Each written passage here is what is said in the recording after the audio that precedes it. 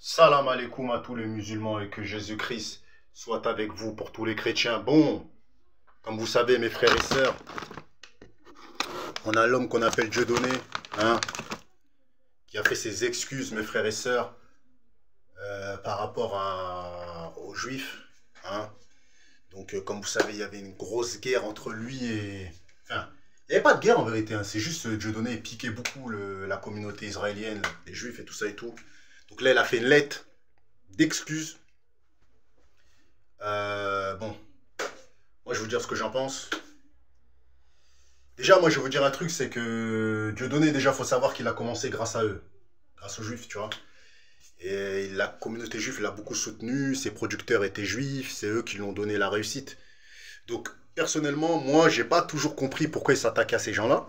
Parce que c'est bizarre quand même, tu vois, de s'attaquer à cette communauté-là, t'as vu. On sait tous que c'est contrôlé. On va pas dire c'est contrôlé, mais c'est... Ils ont du pouvoir, t'as vu. Et c'est même pas une question de pouvoir ou pas pouvoir. En fait, moi, je m'en fous, c'est même pas ça. C'est que t'as commencé avec eux, faut rester respectueux. T'as capté ou quoi? Donc, dans ces cas-là, fallait pas commencer avec eux. Il a commencé avec eux, faut les respecter. Tu vois, donc voilà. Donc, ils lui ont quand même donné beaucoup de visibilité. Tu vois. Faut savoir que Dieudonné, à l'époque, il faisait beaucoup de sketchs avec Elie Semoun. Il travaillait beaucoup avec les producteurs de Jamel Debbouze. Donc, voilà. Donc, moi, personnellement, je pense que ces excuses, c'est une bonne chose parce que il faut s'excuser, il faut savoir reconnaître ses torts. Moi, je crois que c'était un fake, mais le mec, il a conf parce que, comme vous savez, il faut savoir que Dieudonné ne manque pas d'argent.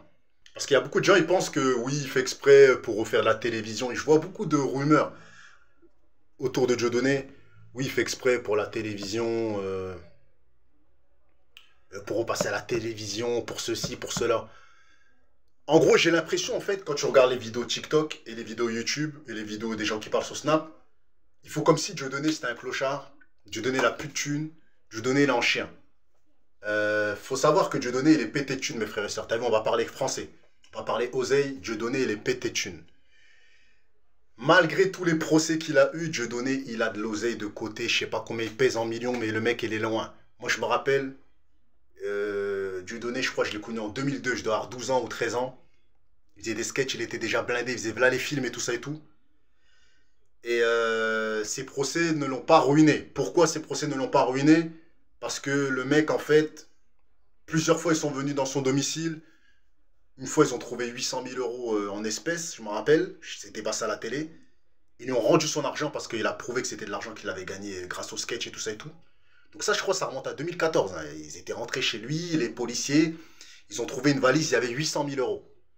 Ils sont partis là-bas au Cameroun, je sais pas, il avait investi dans quoi, mes frères et sœurs, il y avait 3 ou 4 millions d'euros dans un compte, au nom de sa femme. Donc pour les gens, mes frères et sœurs, qui disent qu'il fait ça pour la télé, il faut savoir que Dieudonné, il a une salle de théâtre en plein Paname, pour ceux qui connaissent ce comédien-là, Dieudonné, tout ça et tout. Et tous les soirs, c'est plein. Tous les soirs, il fait des sketchs. C'est-à-dire tous les soirs, il gagne de l'oseille. Et sa salle, elle est toujours pleine, mes frères et sœurs. Quand je vous dis elle est toujours pleine, moi j'ai déjà été, je connais des gens qui ont été. C'est une salle qui est blindée, mes frères et sœurs. C'est une salle qui accueille beaucoup de monde. Et je peux vous dire que chaque soir, il repart avec au moins 3 4 000 euros. Je ne sais pas s'il le fait encore, mais il l'a fait pendant au moins 10 ans. Tu vois, ce truc-là. Je ne sais pas s'il continue à faire ça. Mais je pense qu'il continue. Hein. Pendant au moins 10 piges, sa petite salle de théâtre, là, à Paris, là. Hein, tous les soirs, les gens, ils viennent, ils payent, je sais pas, ils sont 300 400 frères, 500 1000, parfois 2000. Ça rapporte beaucoup. En plus, il s'autoproduit. Donc, pour les gens qui pensent que c'est pour aller sucer Hanouna ou tout, non, non, non, non. C'est pas ça. C'est que je pense qu'il a su reconnaître ses torts, c'est tout. Il s'est dit, voilà, j'ai été trop loin. J'ai commencé avec eux. Ils m'ont beaucoup apporté. Voilà, c'est tout. Donc, moi, je pense que c'est ça, t'as vu? Donc, voilà, quand les gens qui vont sur TikTok, ils écoutent les petits gars, les petites meufs, les petits gars qui racontent plein de merde sur lui. Ouais, il est ruiné, il a plus d'argent, il veut travailler, il veut retravailler avec les juifs, il veut... je vais vous dire un truc, hein. Quand vous autoproduisez, vous êtes encore plus riche. Dieudonné, quand il a quitté les médias, il s'est encore plus enrichi. Je ne sais pas si vous vous rendez compte. C'est comme un rappeur, quand il est signé chez les maisons de disques, il gagne rien. Tu le vois là et tout, bien habillé, c'est les maisons de disques qui l'habillent, frère. En fait, le mec, c'est un clochard, t'as capté ou quoi? Mais les rappeurs là, qui s'autoproduisent, comme à l'époque les L.I.M, les Alpha 520, ils sont beaucoup plus riches, mes frères et sœurs, que ceux qui sont comme Nino. Tout ça, c'est du superflu, hein, les mecs qui sont en maison de disque et tout. Mettez-vous bien ça dans la tête, hein. Un comédien qui s'autoproduit, il s'en met plein les poches. Il s'en met mais un truc de fou. Tu vois, là, il distribue pas à personne. Là, c'est lui-même qui fait sa loi. T'as capté? Donc voilà, donc moi, je trouve que les excuses sont bonnes. Et quand tu commences avec la communauté juive, tu dois les respecter parce que c'est eux qui vont t'amener à la lumière. Donc tu peux pas mal parler d'eux. Toi, tu peux pas commencer à dire ouais, gna, gna. Tu vois, je veux dire ou quoi. Kanye West, c'est pareil. Il parle mal d'eux, mais frère, c'est eux qui nous ont donné la lumière, t'as vu? Et dans ce milieu-là, là, que ce soit musique, acting et tout ça et tout, ils sont beaucoup présents. Donc, il faut arrêter de manquer de respect à cette communauté-là parce qu'ils prennent beaucoup de gens noirs, arabes, ils prennent toutes les. Ils vont mettre haut, t'as vu? Donc voilà, c'est tout ce que j'avais à dire. Bah.